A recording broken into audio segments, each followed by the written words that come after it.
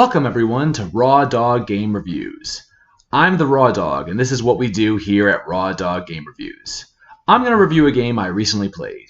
But here's the catch. There's no script and no editing. I'm just going to ramble on my review for the game, off the top of my head, off the cuff if you will. Now that that's out of the way, let's get to it, and let's go in Raw Dog. This time we are talking about Alan Wake 2. Fair warning, this is technically my second take on this game. I'll just say this right off the bat. I wanted to make the video shorter. It was a really long video. I didn't like that. So if you watched it, cool. Thank you for watching. I'm going to delete it. It's going to be gone. I hope you like this one better. I don't think you need to rewatch it. It's mostly the same things, but I'm going to talk less. I'm going to try to keep my videos in the 20-minute range. So yeah. That's all there is to it. Let's get out of housekeeping and let's keep going to further things. Alan Wake 2, I really enjoyed the game. Really good. I enjoy most games I play. If I'm reviewing it, I probably enjoyed it. So yeah, you're going to hear me say I enjoyed the game a lot because if I'm making a video on a game, I probably enjoyed it. I'm not going to sit here and review or play games that I hate. That's not what I do. I don't have time for that in my life. So I enjoy Alan Wake 2. Continue. Graphics. The graphics are really good. The graphics were solid. I really enjoyed the graphics of the game. I thought it looked really good. I would say that the graphics are not amazing by any standards. Like, I've seen better looking games, but the graphics were still really good. I didn't feel like the characters' clothing felt really static and felt like they were boxy or clumsy. I felt like the characters' clothing moved.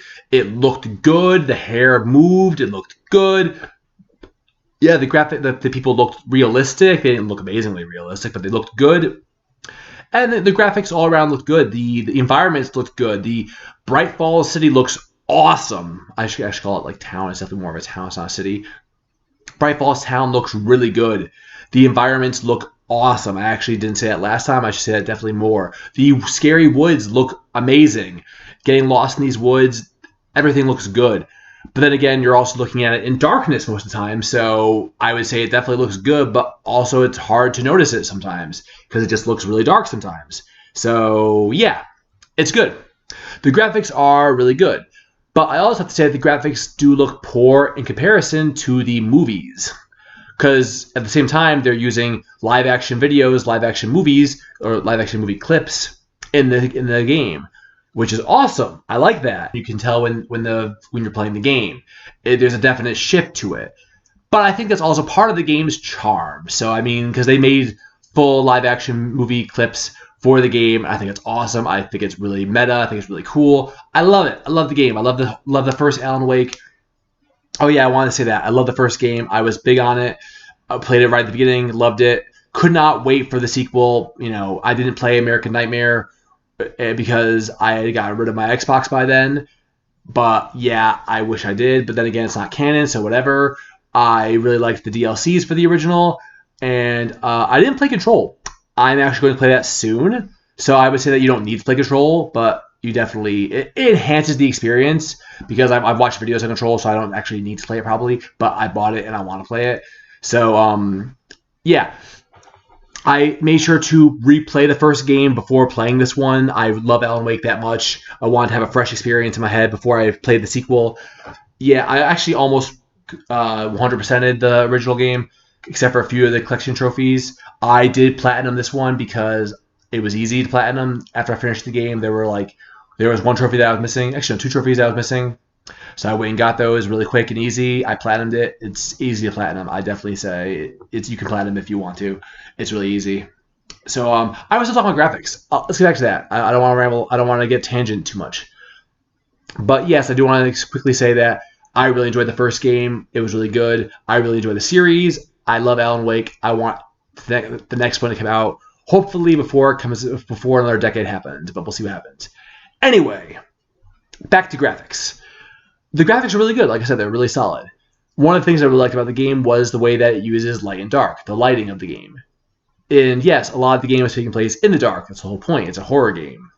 I'm one of those people that likes to up the brightness in almost every game they play. If I was going to play I play a lot of Skyrim. I'll just go right for Skyrim.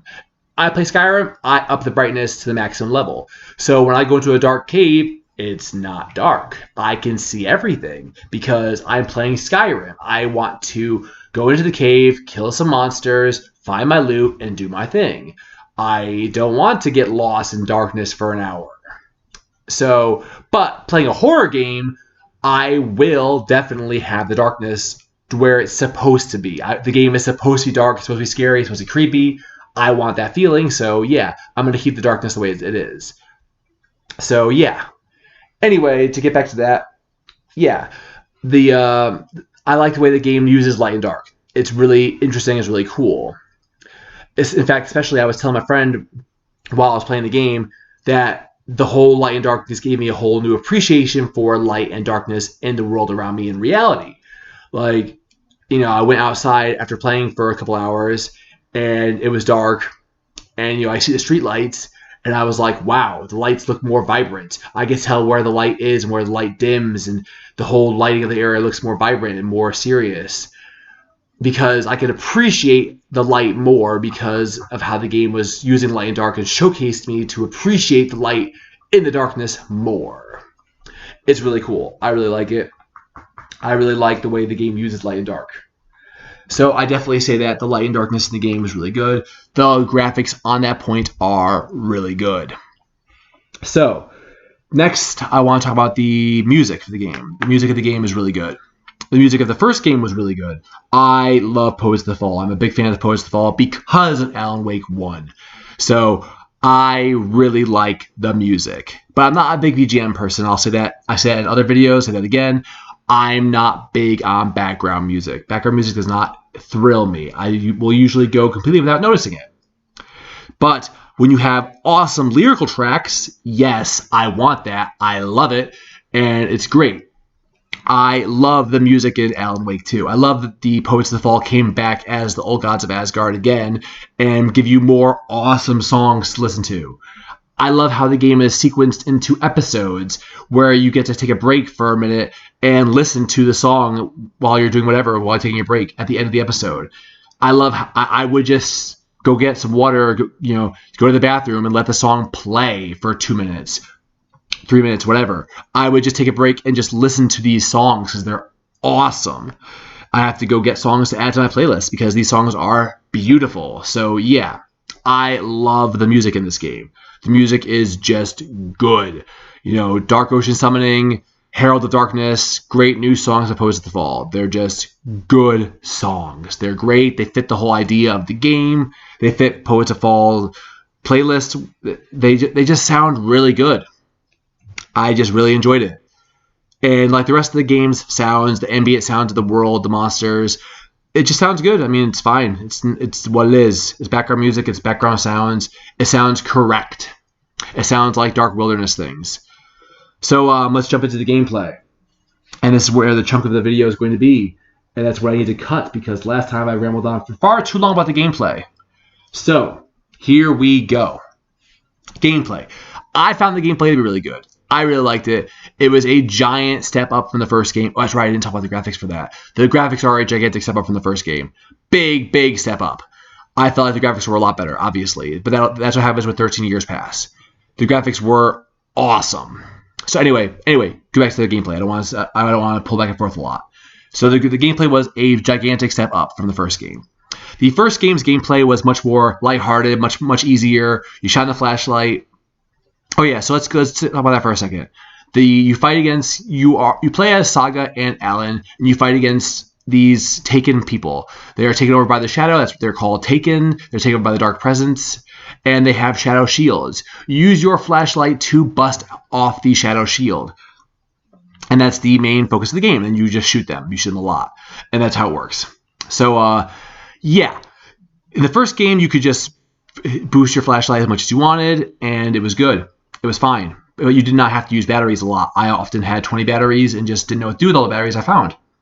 So yeah, in this one, you definitely have to use batteries a lot more. The batteries charges work differently. You actually have to use your batteries a lot. I like that. I like that the game actually makes you use them a lot more. I like that it feels like it has more purpose. Like I said, the game was a lot easier. The first Alan Wake 1 was very easy. The game focused more on exposition, more about the storyline, which is awesome. The story is great. I love the story. We'll get to that in a minute. but the gameplay suffered because of that. The gameplay was not great. It was very, very run-of-the-mill, old-school Resident Evil 1 or 2 horror gameplay, and it was even for that, it was really basic. It was not anything to write home about. But this time, the gameplay is, again, Resident Evil standard, but now Resident Evil 4 standard. So it's like a lot better. It's a lot better. You have a dodge. You had a dodge before, but the dodge is more you actually have to be paying attention. You have to actually time your dodge. You actually have to try to dodge in this one. The dodge doesn't just happen anymore. So yeah, the gameplay is really solid, really good. The only problem I had with the gameplay was that the enemies seem to soak up bullets. Soak up a lot of bullets. In the first game, you shined your light, got rid of their shield, and popped 3 bullets in a basic enemy, and they died. Popped 6 bullets in a stronger enemy, and they died. If you got stronger enemies than that, you took out your shotgun, and you just wailed into a couple of shots there. You're good. Like I said, it was easy. Really easy.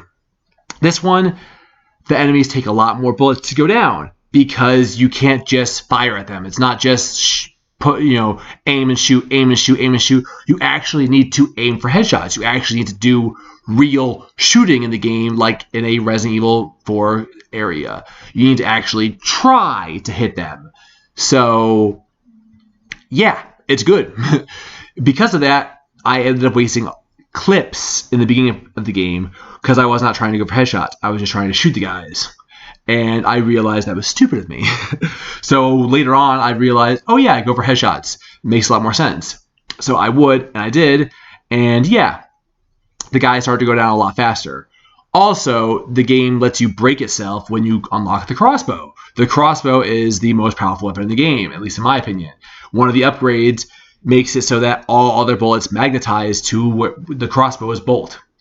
So you just start every battle with the crossbow. In fact, you just hold it forever while you're walking around. And anytime a monster pops out, or enemy, I should just call it enemy, they aren't really monsters, if there are some wolves. The wolves are annoying to fight.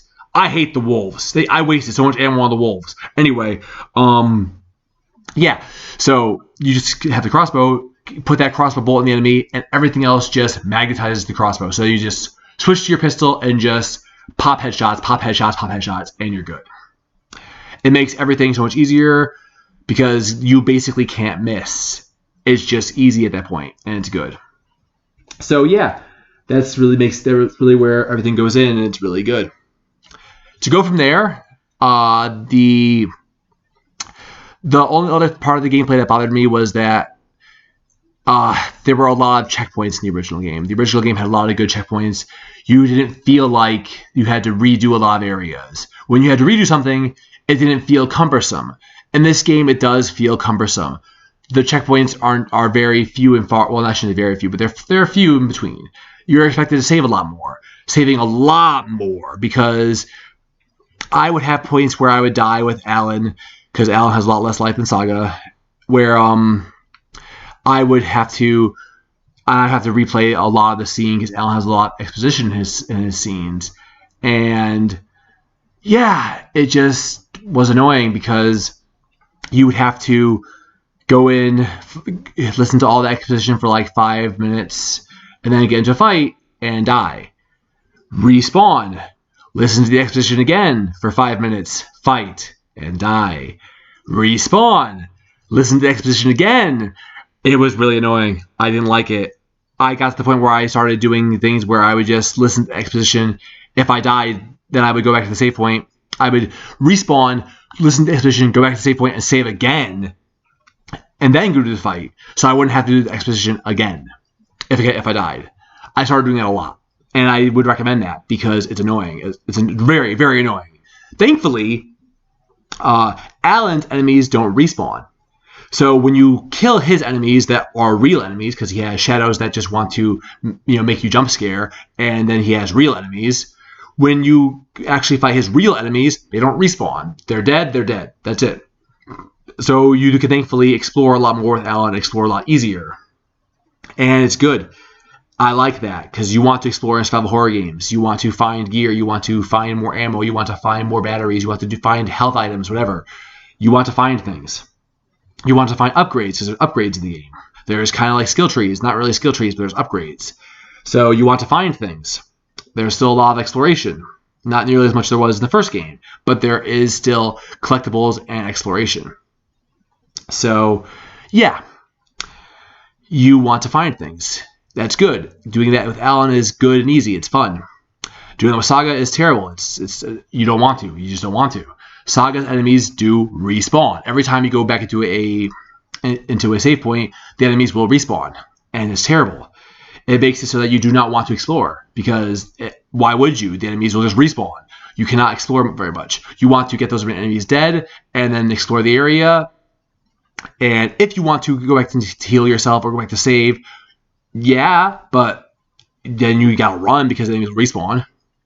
Exploring becomes very difficult for Saga because the enemies respawn. But then again, in late game, the enemies did not respawn, and the game was practically empty of enemies. So late game exploration is fine. So I highly recommend that. I highly recommend late game exploration, not early game exploration. For Saga. For Alan, just do it. So, yeah. So now, that's pretty much all I want to say on the gameplay. The rest of the gameplay is solid. It's a third-person shooter. It's what you expect from a third-person shooter. Over the shoulder. It feels like Resident Evil 4. It's good. I basically never use the melee. It's fine. Whatever. Anyway, so let's go to story. It's not going to be a giant story analysis. Let's just dive in. It's okay. The story is good. I really love the story of the game. I love the whole story of Alan Wake. I thought it was awesome. And this one you play as Saga and Alan. Saga is FBI agent. Alan is the writer. If you didn't know Alan was a writer, then, what are you doing? You are expected to switch between them. You are not expected to play one then the other, period. The game flows better if you switch between them. And that's what you are expected to do. I'm not going to go heavy deep into the story analysis. I'm going to, like I said, try to make these videos shorter. So, yeah. But the story is very good. It's very confusing, but very good at the same time. I love it. It's a great, confusing story with Alan's metaphors and awesomeness. I love the game. It talks about how Alan has lost his wife again, how he's trying to get out of the dark place. And it's really cool. You get to change the world according to Alan's writings because that's awesome, and because he's writing the world around him. So it feels really cool and feels really interesting. Saga's the detective. She has to use the detective board to find clues and find evidence, or she uses that to put the evidence on the board and find leads to where she wants to go in the case. Honestly, I like Alan's parts a lot better in the game, period, for gameplay and for story, because it's more interesting. I like how Alan can change the world around him with changing the scenes for his writing. I thought that was a really cool idea. It's really interesting visual effects. It looks really cool. It's just awesome. Saga, she gets to go to her mind place and put bullets on a board. A bullet board. She gets to put pictures on a board. It's interesting. It makes you feel smart, but it didn't really do anything for me. It kind of felt like a time-consuming thing. Sometimes you're forced to sit there and do it. Other times you could basically skip it. I didn't like it. I felt it was kind of annoying. I preferred just getting to listen to Alan's manuscripts. And the profiling is cool. She could do this whole profiling thing where she looks into the minds of others. That was cool. I liked that. The story was good. I liked how the story ended. The storyline is really cool. I like how it continues from the last game. It's not a lake, it's an ocean. It's not a loop, it's a spiral. It's very big, it's very important. Those are big things to remember. Alan is Mr. Scratch. He has been all along. The game was tricking you. The story is just good. I really enjoyed it. It's such a good storyline. I spoiled it just there, but I said I wasn't going to spoil it anyway. And I'm not going to go into high story analysis, though. The story is good. There's definitely going to be a third one. Like I said, I hope it comes out before another decade passes. And yeah, I'm going to go ahead and start my wrap-up because I know my time is getting close. So the story is very good. I enjoyed the storyline very much. It is just awesome. I enjoyed it. It's confusing. It's beautiful. It's a masterpiece. I love these games. If you liked Alan Wake 1, you'll enjoy Alan Wake 2. I would give the game a high 8 out of 10. Definitely Game of the Year nominee. It's good. It's a good game. It's not going to win Game of the Year 2023, but it definitely deserves a place on the list. It's a very good game. I loved it. The story is beautiful. The graphics are great. The music is amazing. And the gameplay is solid. and it's really good. I enjoyed the gameplay. I enjoyed the detective scenes. I enjoyed writing the story around Alan. I enjoyed the light and dark. I enjoyed how it fixed the light and dark from the original game. It's just really good. I highly recommend the game. That's all I can really say. There's nothing more to it. That's it. Okay, well, that was my raw review. Thanks for listening, and if you liked it and want to hear more, you can like and subscribe. But I'll be back here regardless whether you like it or not, with more raw dog gaming reviews. See you next time. Bye-bye!